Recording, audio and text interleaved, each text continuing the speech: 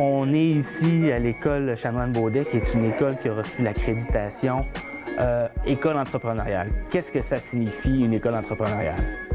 Une école entrepreneuriale, en fait, c'est que le Réseau québécois des écoles entrepreneuriales et environnementales du Québec a choisi 10 écoles parmi tous les milieux géographiques du Québec.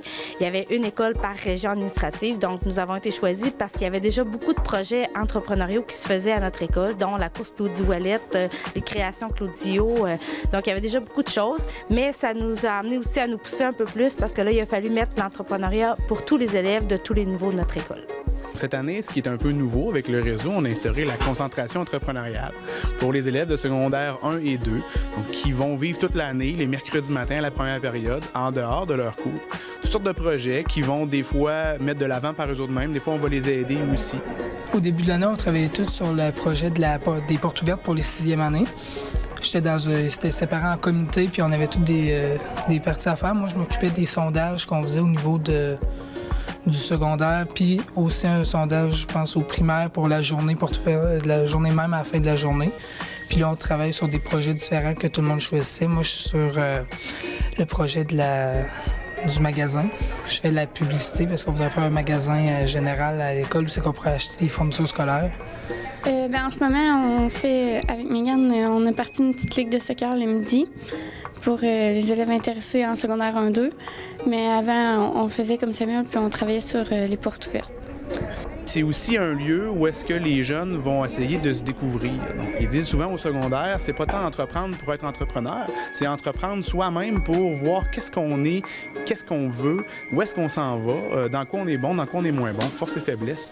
Fait que le jeune s'entreprend pour après, une fois que le secondaire est terminé, être capable de bien entreprendre sa vie. Oui, c'est vrai.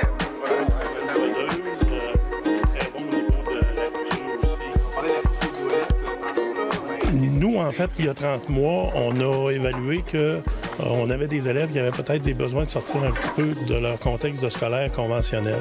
Notre prémisse, c'est d'amener les élèves à développer leurs forces, à connaître leurs forces, mais encore faut-il avoir des moyens, des outils pour les amener dans ce contexte-là.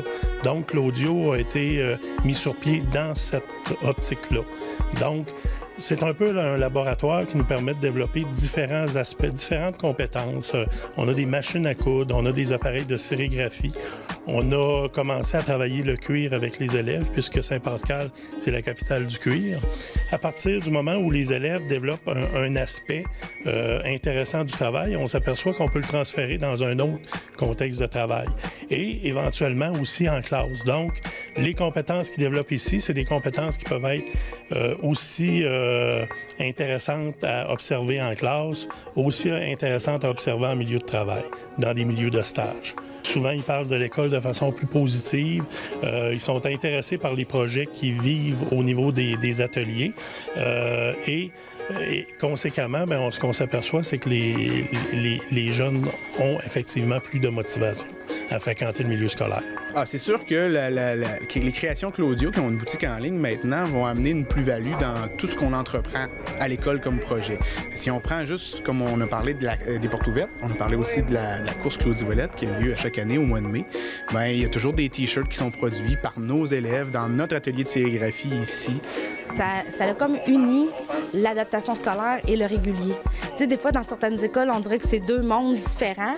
Bien là, comme des fois, dans nos projets de régulier, on a besoin de T-shirts. Tu sais, il y a un projet intégrateur en 5e secondaire, il faisait des T-shirts avec le logo de l'école à vendre. Bien, c'est les Claudio, dans le fait, les jeunes d'adaptation scolaire qui ont fait. Donc, vraiment, ça a comme unifié les deux mondes, si on veut. Le but de l'exercice, c'est ça. C'est qu'à partir du moment où les élèves ont une maîtrise de l'atelier dans lequel ils performent, à ce moment-là, ils peuvent montrer leur savoir à d'autres élèves. Donc, c'est une façon pour eux de devenir en quelque part un superviseur, un mentor. Ça doit être très valorisant, ça, pour un élève. Effectivement, c'est très valorisant pour les élèves. Je vous donnerai l'exemple de Jonathan qui, la semaine dernière, a donné un atelier de fabrication de djembé au primaire avec notre formateur expert qui venait de Montréal. Donc, on a 30 élèves du primaire qui ont fabriqué des djembés avec l'aide de Jonathan. C'est d'amener l'élève qui a un peu plus de difficultés avec les matières premières de s'apercevoir qu'il y a des forces ailleurs et que ces forces-là vont lui permettre de se faire une place dans la vie.